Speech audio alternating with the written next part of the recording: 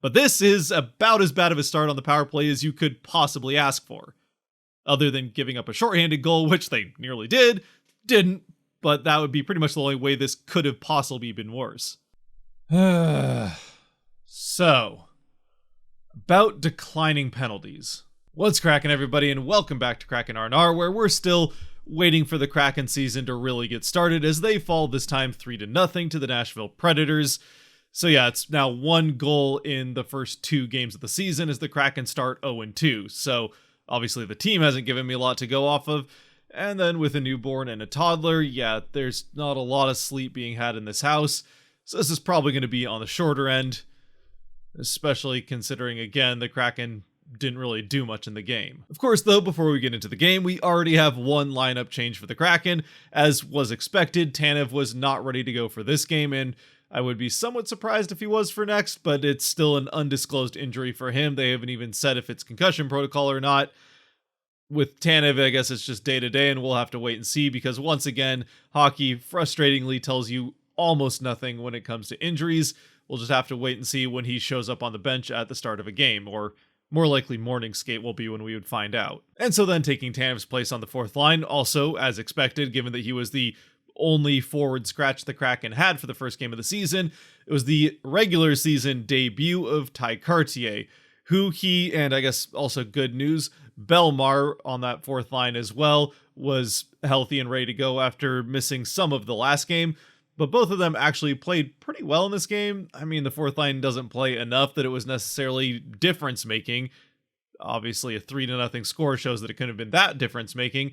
Either way, I thought Cartier played a pretty good first regular season game and definitely showed that drive that we've seen from Cartier in the 10 games he'd played previous for the Kraken in the playoffs. So as far as bright spots are concerned, or reasons to be optimistic, for those that don't like as much negativity, it was at least fun to see Cartier playing a meaningful game once again for the Kraken. And in that vein, since there weren't a lot of bright spots for the Kraken in this one, or reasons to think positively coming out of this game, at least there are 80 more meaningful games this season, which the Kraken can use to get things turned around. So yes, it is just 2 games, and it's still definitely not time to overreact or get anywhere near a panic button on this season, but at the same time, it is a frustrating start to the season, and it's hard to go that entire offseason and then watch your team go 0-2 and look pretty hopeless in those 2 games, which is now the worst start in the history of the franchise, considering they at least lost in overtime of their first game last year, and they won the second game of the inaugural season. So yeah, 0-2-0 is the worst start this franchise has had in their 3 seasons so far. Now, with that being said, and well, granted, the 1-7 net score also does not look fantastic, even with 2 of those being empty netters, and honestly, I think the Kraken have played better than 1-7 would suggest in these 2 losses. Don't get me wrong, I still think the teams that played better in the 2 games, the Golden Knights and Predators respectively, ended up winning the games, but I feel like 1-7 is maybe exaggerating how bad this start has been for the Kraken.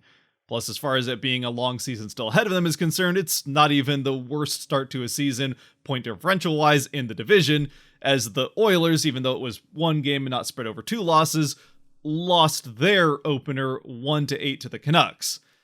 And I think the Oilers are going to be perfectly fine. So again, definitely not time to overreact just yet, especially considering that I do think that we've seen at least flashes and even extended periods of time here and there from this Kraken team, that they are the team that we saw last year. They just haven't been able to get that finish that we saw last season. And probably the best example of that has been the start of each of these first 2 games, where once again, I felt like the Kraken really controlled play for the first half of the first period in this game.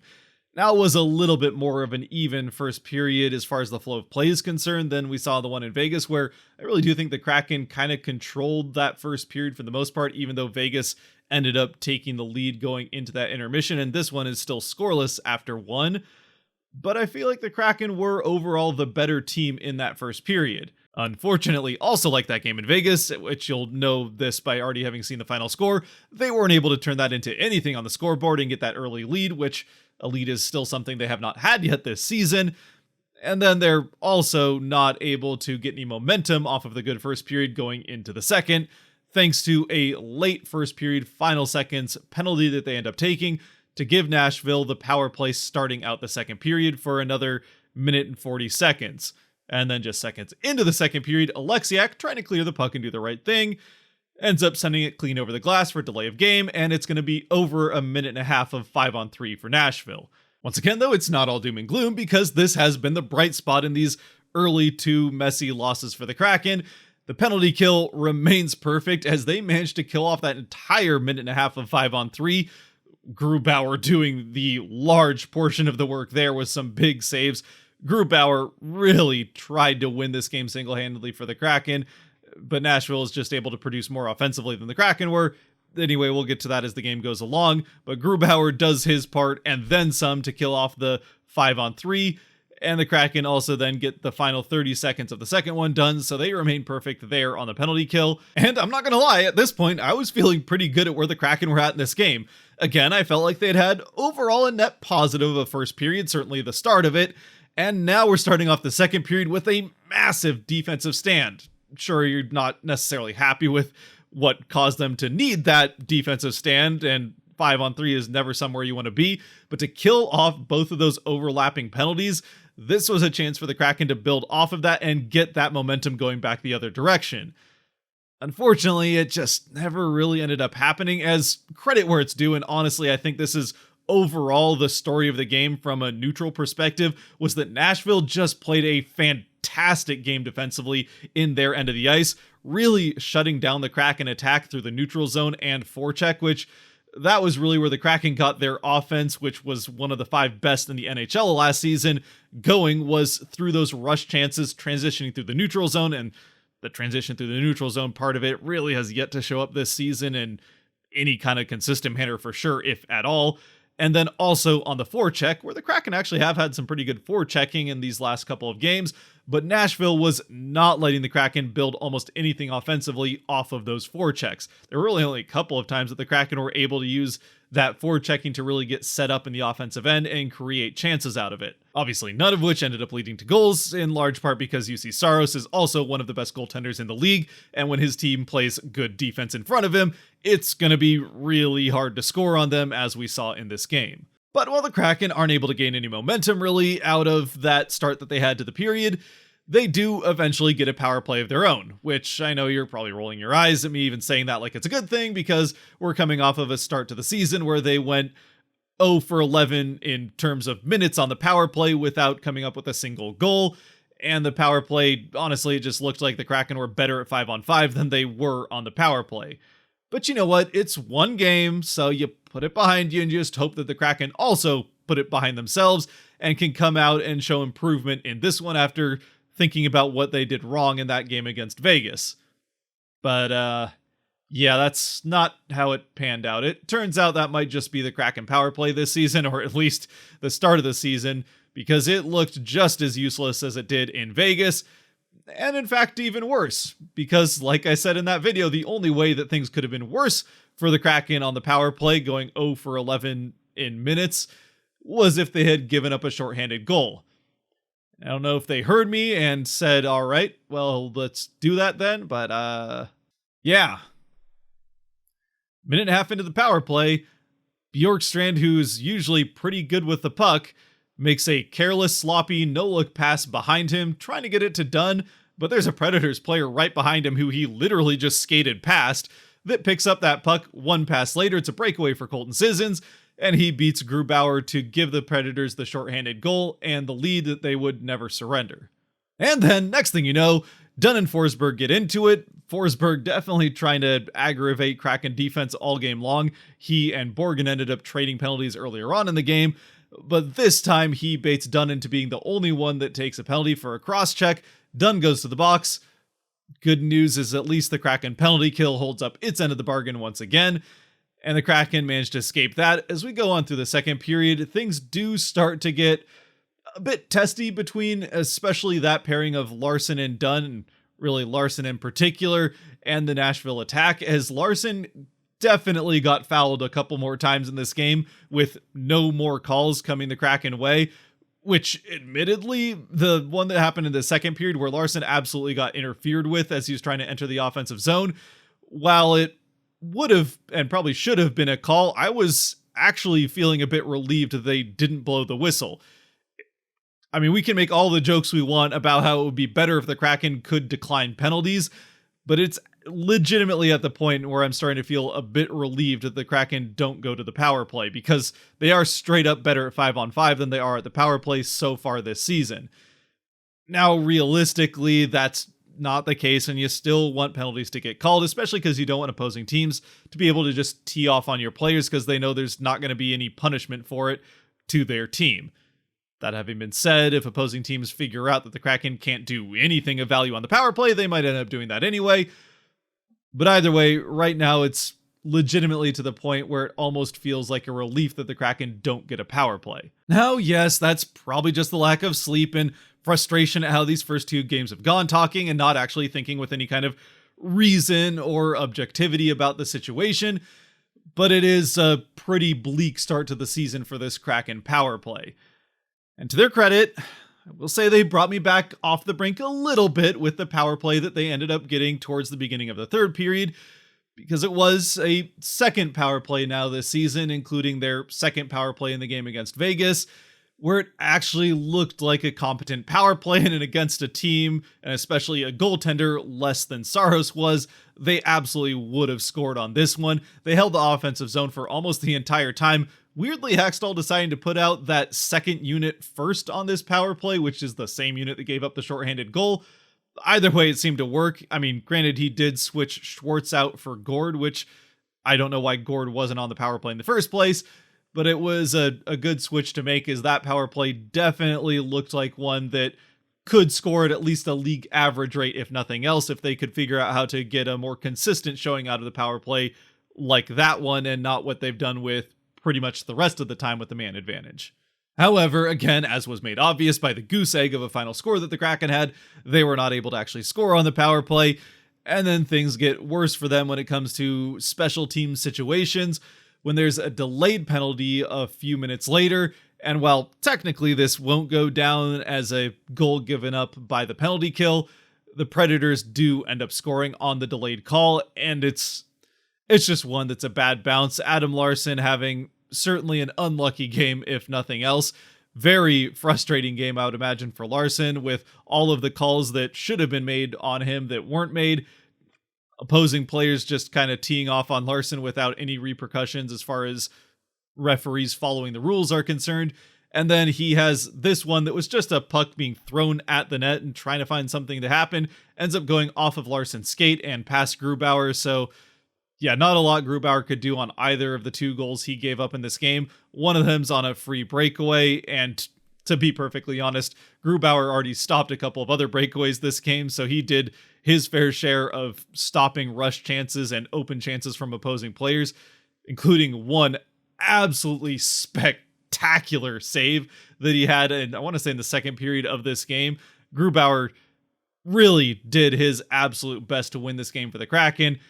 Unfortunately, when this one goes in off of Larsson's skate, it pretty much was the end of the game, as the back half of this third period, the Kraken just looked like a team that was as frustrated as every one of their fans watching it, and any semblance of reason or purpose to what they were doing on the ice pretty much went out the window with that frustration. The sloppy aspect of the game started to get a lot more exaggerated. Guys were trying to force things and nothing was there, as again the Nashville defense was able to just kind of turtle up more than ever and just not allow the Kraken to get much of anything going.